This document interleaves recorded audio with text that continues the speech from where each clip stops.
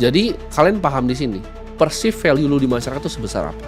Gue kasih contoh artis lagi, kalian pasti ngerasa mungkin beberapa waktu ya, selain Raffi Ahmad tuh banyak yang dulu terkenal, tapi sekarang udah lebih nggak terkenal. Karena value-nya mereka apa di masyarakat, yaitu entertainment, ya, media dan entertainment. Masyarakat suka untuk nontonin keluarga-keluarga mereka. Tapi kalau yang nggak bisa bertahan di atas, akibatnya apa? Market akan value mereka lebih rendah, paham nggak? Makanya artis itu berganti terus, ya. Siapa yang bisa stay on top itu sulitnya minta ampun. Karena ini free market, bebas, semua orang boleh untuk jadi artis ya kan. Asal lu mungkin ganteng, lu bisa ngomongnya bagus, lu bisa jadi artis. Perceive value-nya tinggi di masyarakat. Karena di permainan kapitalisme ini pemenang akan dapat semuanya. Jadi kalau Raffi itu pemenang di artis, dia akan dapat semua kuenya. Penting. Kalau lu trader yang paling jago di market finansial, lu akan dapat semua kuenya. Kalau lu Ken Griffin Citadel, lu bisa dapat semua kuenya, ya. Ini bukan seberapa keras lo bekerja, kayak gue bilang tadi, OB itu kerja lebih keras lo mungkin. Dia bangun lebih pagi, ngangkatin galon, capek, bolak-balik. Tapi kenapa jurnalis yang cuma duduk bisa dapat uang lebih banyak? Sederhana, jawabannya perceive value. Jadi kalau lu mau dapat uang sebanyak-banyaknya, tingkatin value lu di market. Nah pertanyaan emasnya sekarang lu mikir gitu. Oke ya gue ngerti, tapi gimana caranya gue bisa tingkatin value gue di market? Jawabannya, kalau ini kan gue mau bilangnya kaya dari usia yang muda ya, lu harus cari industri yang paling revolusioner untuk create sebuah value. Contohnya Rockefeller zaman minyak, ya gue sering bilang Vanderbilt zaman dulu, Bill Gates dengan softwarenya, Airbnb, lu harus di industri paling depan. Karena capital yang berani diresikokan sama para investor ya, di industri yang paling depan, industri masa depan itu banyak ya. Namanya kita sebut risk capital. Capital yang siap untuk rugi. Mereka berani untuk betting the next Amazon, the next Microsoft besar ya. Dan lo bisa mendapatkan uang di sana. Gue kasih contoh usaha sederhana ya. Usaha ini akan gue pakai idenya yang gue miliki untuk kita bahas sampai akhir. Mau buat nih misalnya, ini video seperti ini ya. Permasalahan yang gue punya apa sekarang? Gue kalau mau ngedit short form, gue mesti minta editor potong. Tapi kalau lu bisa bikin AI yang perfect potongnya secara konteks dan teksnya nggak pernah salah, udah ada jedak-jeduknya, udah ada ini lengkap semuanya, lu lebih gampang fundraise untuk AI short form itu ya. Kalau lu mau capital raise nih, lu lebih gampang fundraise itu atau lebih gampang fundraise bisnis laundry? Jawabannya AI short form itu akan lebih gampang jauh. Ombak itu akan jadi hal paling luar biasa kalau lu bisa surfingnya dengan benar. Karena orang kaya itu kebanyakan surfing ombaknya cuma sekali. Dia dapat momentum, dia surfing, dia jadi kaya raya. Dia tangkap ombak. Itu pengalaman pribadi gue. Satu ombak ya. Gue cuma ngomong satu ombak itu bisa ngubah semua hidup. Lu mau capital, lu harus bisa selesaikan masalah yang ada di market. Contohnya tadi gue bilang, ini gue kasih ide ya. Tapi ide itu tai. Semua itu tentang eksekusi.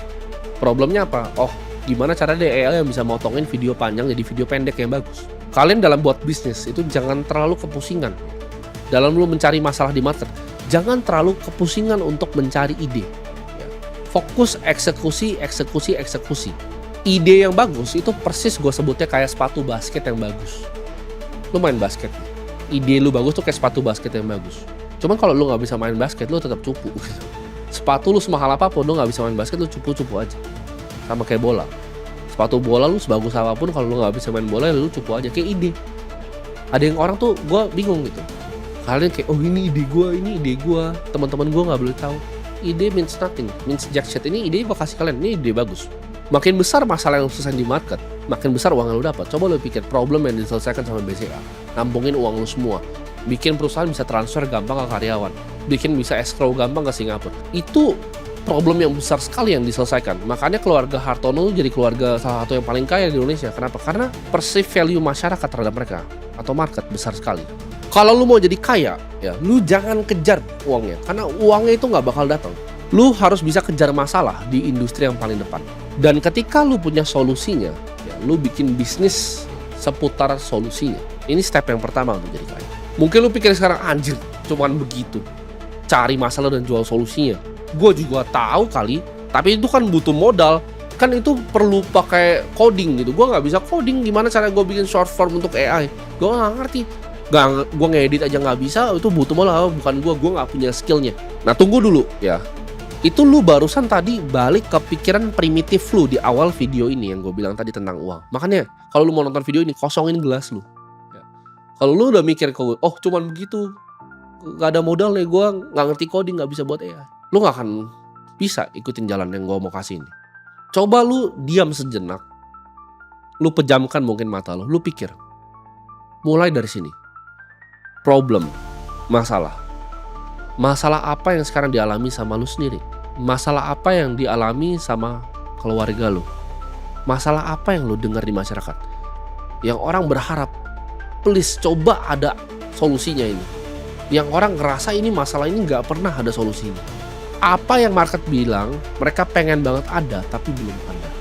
Selalu mulai dari problem. Gue bilang tadi, kalau gue melihat ada problem yang gue alami sendiri, yaitu AI yang bisa motong short form secara efisien. Ketika lu udah menemukan problem seperti itu, ya, ini biasanya bahkan problem lu sendiri yang lu selesaikan masalahnya, lu pengen ada solusinya.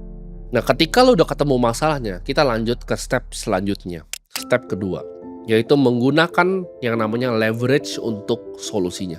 Archimedes pernah bilang, "Give me a lever long enough and a place to stand, and I will move the earth." Artinya apa? Kasih gue pengungkit yang cukup panjang, kasih gue tempat berdiri, dan bumi akan gue gerakin. Itu adalah kekuatan dari leverage, ya. Pengungkit. Ini gue kasih kalian secercah gambarannya. Leverage paling tinggi ya, di era sekarang itu apa? Leverage paling tinggi adalah produk tanpa biaya tambahan jika dijual berkali-kali. Kalian mungkin bingung, apa itu produk tanpa biaya tambahan kalau dijual berkali-kali? Contohnya adalah Netflix. Filmnya cuma diproduksi sekali, tapi bisa dinonton 10 juta orang barengan tanpa additional cost, tanpa biaya tambahan. Leverage ini yang bisa bikin lu super kaya, yang bisa bikin uang di saat lu lagi tidur. Software yang tetap laku ya di saat lu lagi tidur.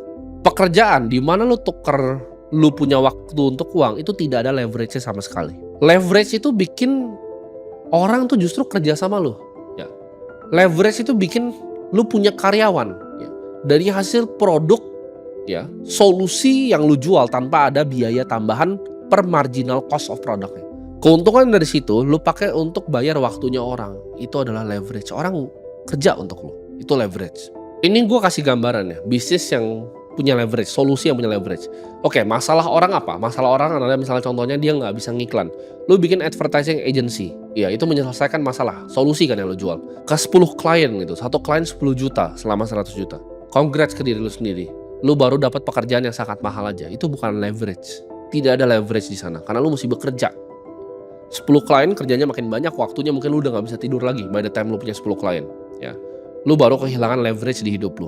Sedangkan kalau lu bikin software, gimana caranya nembak Facebook ads ya, langsung targeted the pixelnya. Ini mungkin kalau anak-anak advertising pasti tahu. Itu dia bisa langsung AI, A/B testing ya. Headline-nya apa, copy-nya apa, kreatifnya apa, semuanya pakai AI itu. Terus dia hitung ROAS-nya ini berapa yang paling efisien. Itu lu bisa jual 10 juta per bulan yang sama ke 100.000 orang sambil lu tidur. Itu leverage, itu lu bisa jadi luar biasa kaya. Paham gak? Kalau lu cuma tuker waktu lu untuk uang, agency 10 juta per bulan, 10 orang lu kerjain sendiri, itu lu 100 juta. Itu kaya menurut sebagian banyak orang, tapi bukan kaya yang gua maksud di sini. Tapi kalau lu bisa bikin 10 juta per bulan, itu dikali misalnya gak usah 100.000, 1.000 orang, lu bikin uang per bulan udah berapa? Dengan software AI lu itu. Itu gambaran dari leverage. Itu kenapa Bill Gates bisa luar biasa kaya. Karena semua perusahaan yang gua tahu di gedung ini dari atas sampai bawah, itu pasti ada install Microsoft di sini. Pasti ada pakai Excel. Pasti ada pakai presentation. Delegasi itu juga adalah format dari leverage. Mau lu ngerasa lu yang paling jago di dunia ya. Gue juga dulu pernah ada di tahap yang gue pengen ngedit video sendiri gitu. Mau lu sejago-jago di dunia, percayalah ada orang lebih jago dari lu. Delegasi ya, format dari leverage. Ketika lu udah lihat sebuah problem di masyarakat kayak tadi, orang nggak bisa potong ngedit ini dengan cepat ya, lu bikin solusinya, lu coding gitu, lu buat solusinya, lalu lu balut solusinya dengan leverage tadi, produk yang tidak ada biaya tambahan per satu unit dari costnya, itu lu akan jadi luar biasa kaya dan uang itu akan dilemparin ke lu. Nah sampai tahap ini aja sebenarnya lu udah bisa mendapatkan 100 miliar. Tapi kan video ini gue mau bahas rahasia beneran tentang uang ya. Jadi yang gue mau kasih ini gak cuman di depan, tapi ini yang pengetahuan gue pribadi tentang uang. Ketika lu udah punya bisnis, gue sebutnya ya, usaha ini tadi, ada problem di masyarakat beneran, lu berikan solusinya ke mereka, lu balut dengan semua leverage yang gue sebut tadi. Dengan pengungkit tadi, saatnya masuk ke part 3. Jadi kaya raya mampus-mampus luar biasa kaya. Lu bakal mikir, mungkin gue ngomong, oke, abis bikin duit dari bisnis lu investasi gitu. Enggak. Gue nggak bahas tentang itu. Itu semua orang juga tahu. Tapi ini gue akan kasih rahasia kenapa Pak Prayogo Pangestu bisa jadi orang paling kaya nomor 1 di Indonesia. Kenapa gue bilang tadi, keluarga Jarum, Hartono family itu bisa jadi kaya sekali di Indonesia. Ini adalah tahap paling akhir dari sistem kapitalisme ini. Kalau mesin lu udah jalan, mesin lu, gue sebutnya mesin aja deh. Mesin lu udah jalan, yang tadi gue bilang, kuncian tadi ada leverage-nya, semua udah jalan, udah ada karyawannya, udah ada sistemnya, udah ada manajemennya. Ketika mesin lu udah jalan, bikin orang lain tertarik untuk punya bagian kecil dari mesin lu. Itu rahasianya. Hal paling berharga yang lu punya dalam bisnis lu, itu adalah equity atau saham, kepemilikan lu di dalam bisnis lu sendiri. Ini yang bikin orang tuh bisa jadi super konglomerat. Mereka memanfaatkan market yang paling efisien, yaitu pasar modal. Gimana caranya mendapatkan uang publik untuk monopoli pasarnya lagi? Ya, ini yang Warren Buffett lakukan. Awalnya dia bikin tadi yang gue sebut tadi. Ya. Ketika dia punya asuransi, menyelesaikan masalah orang, kalau orang ketabrak mobilnya dia cover, ya kan? Itu masalah, terus dihitung pakai aktuaria untuk mendapatkan floatnya. Itu adalah masalah yang diselesaikan. Dengan solusinya dia berupa Geico, dapat uang. Dia buat ini dalam format Berkshire Hathaway. Lalu apa yang dia lakukan? Dia bikin orang lain tertarik dengan kepemilikan Berkshire Hathaway. Jadi uang ditaruh ke dia, uang dari asuransi masuk ke dia, uang publik masuk ke dia bebas berinvestasi. Dia bebas untuk mendapatkan return on invested capital, ROIC. Bikin orang lain pengen berpartisipasi dapat bagian kecil dari equity lo. Ini hal yang powerful sekali. Kenapa? Contohnya seperti ini. Gue punya perusahaan nih, saya gue punya bank ya. Gue punya bank yang sudah IPO. Gue janjiin nih ya, 3 bulan lagi gue akan ada program seperti ini. Gue akan develop misalnya aplikasi wealth management seperti ini. Gue ngomong tuh di shareholders meeting, gue taruh di presentasinya, earnings call gue kasih tahu juga target gue mau seperti apa. Apa yang terjadi dengan publik? Kalau publik percaya dengan gue sebagai manajemen, dia akan kasih uangnya kan. Ketika dia kasih uangnya itu baru gue pakai untuk bikin produknya beneran. Ngerti gak lo? Ini gila banget gitu. Jadi lu bisa janjin sesuatu, lu dapat uang dulu baru lu bikin. Terus ini cycle ulang terus. Ketika lu tepatin janjin lu bisa janjin sesuatu yang lebih besar lagi. Karena dunia ini semua itu panggung sandiwara, dan gue kasih tau, it's all a Ponzi scheme. Semua di market finansial itu adalah Ponzi scheme. Orang janjin dulu dapat uangnya baru dia buat. Orang janjin dulu dapat uang baru dia buat. Tapi bedanya dengan skema Ponzi yang scam adalah, kalau yang scam itu meledak karena uangnya dibawa lari. Kalau ini uangnya nggak dibawa lari, tapi skemanya itu sama. Lu janjiin orang dulu, itu kan perusahaan TBK seperti itu. Oke, gue ada tanah sebesar ini, saya akan bangun loh, belum saya bangun. Tapi orang udah berbondong-bondong untuk beli sahamnya. Paham gak kalian? Ini salah satu yang disebut naga juga nih. Usahanya seperti itu. Dia janjiin, oke, saya punya tanah sebesar ini nih, ya. Saya akan develop sekian. Kalian hitung ya, per meternya itu rumah itu bisa misalnya 15 juta sampai 20 juta per meter. Tanah land bank saya sebesar ini. Saya akan develop. Kamu percaya gak saya akan develop? Oke, saya percaya karena kamu naga. Saya kasih uangnya. Akhirnya apa? Jadi ke develop beneran. Itu stage akhir dari kapitalisme. Lu manfaatkan uang dari publik. Karena setiap kali lu beli saham, yang menang tuh siapa? Yang punya sahamnya. Ya. Ini kenapa orang miskin tuh sebenarnya kalau nggak punya mindset yang sulit kaya. Ketika lu belanja ke supermarket, yang punya supermarket tuh orang kaya. Ketika lu dapat gaji, ya lu dapat gaji nih. Lu oke, saya mau berinvestasi. Lu mau berinvestasi, lu investasi ke siapa? Orang kaya lagi, dia lagi yang lu sumbang. Lu sumbang semua uang lu, semua energi lu ke dia. Karena lu tidak mengerti framework yang gua ajarin di sini. Ini spiral kekayaan yang menuju tak terbatas kayak tadi. Gue punya lahan, gue mau develop begini, minta uangnya dulu. Ini yang dilakukan sampai level tertinggi, Nvidia. Oke, gue mau buat chip Blackwell, sahamnya duret. Oke, dia punya duit untuk research and development, akhirnya jadi beneran chip Blackwell. Kenapa Jensen Huang bisa sekaya itu? Karena dia punya bagian ya dari semua Nvidia. Dia punya equity. Equity is the most important thing yang lo harus punya. Dia master dari semua yang gue bahas di sini. Ibarat kalau dulu ada gold rush, orang nyari emas, dia itu yang jual shovelnya. Semua orang berbondong-bondong ke AI. Oke, problemnya apa? AI itu membutuhkan chip yang sangat luar biasa baik. Dia create solusinya, keluarin Blackwell, jeder. Microsoft beli banyak. Dia dapat uang. Lalu dia janji lagi mau bikin apa ke depannya. Dia dapat uang, ntar jadi kenyataan beneran. Ya. Itu siklus spiral menuju orang paling kaya di dunia. Makin besar perceive value lu. Jensen Huang itu value-nya besar sekali. perceive value masyarakatnya makin besar, uang akan dilempar ke lu. Pahami benar yang gue bilang di video ini. Kalau kalian nggak paham bagian-bagian yang gue ngerti, coba ulangi lagi. Sampai 10 kali aja lu ulangi video ini. Lu resapin betul-betul. Dan gue janji, lu akan bisa dapetin uang lebih banyak dari yang lu pernah bayangin di hidup lu. Kalau lu benar-benar ngerti yang gue ngomong. Karena gue yakin yang ngerti ini cuma 0,0001 sebenarnya. Yang benar-benar, oh dia ada momen kliknya gitu ketika nonton ini.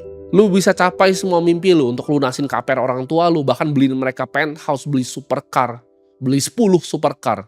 Turun ke garasi sampai yang panasin tuh udah supir gitu. Udah kayak, ya kayak gue di bawah tuh. Yang panasin supir, gue gak pernah pakai mobilnya bahkan. Lu akan dapet uang lebih banyak dari yang lu bahkan bisa hamburkan. Tapi gue kasih tahu ya, kan gue tadi bilang ada 2 pilihan kan. Lu makan pilnya nih ada 2 pilihan. Lu mau jalan yang tadi, yang lu mau nuker waktu lu dengan uang tapi lebih aman secara masyarakat, atau lu mau ikutin yang masalah gue, cari problem, balut solusi dengan leverage, lalu main di capital market. Tapi gue kasih tau sini ya, di ujung jalan yang indah ini yang kalian bayangin, itu semua tidak seperti yang kalian bayangkan di ujung sana. Tidak sesenang itu di ujung sana. Tapi itu untuk hari lain kita bahasnya. Semoga bermanfaat.